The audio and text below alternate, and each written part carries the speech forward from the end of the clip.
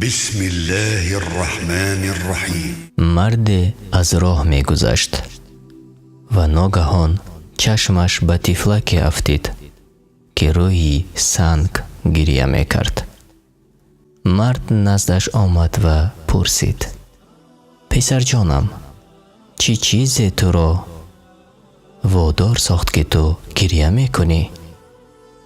پسرک که یاد و خیالش به کار بند بود جواب نداد. مرد باشد دوام داد: بازیچه‌ات را گم کرده ای؟ طفلک با اشاره سر جواب این کار نمود، یعنی نه گفت. مرد باز پرسید: یگان مال قیمتت را گم کرده ای؟ طفلک با چشمانی گریه آلود نظری به مرد کرد و گفت: بله.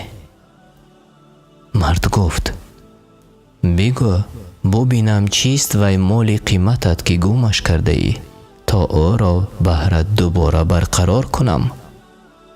پسرک گفت: آیا مطمئنی که برقرار کننده مال باشه که من گم کرده ام؟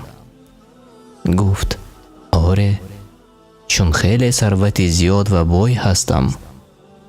پسرک با اشک 6 قطار نگریست و گفت: ای عمک، مادرم را گم کرده ام، قیمتترین شخصم را گم کرده ام، او را به من برگردان.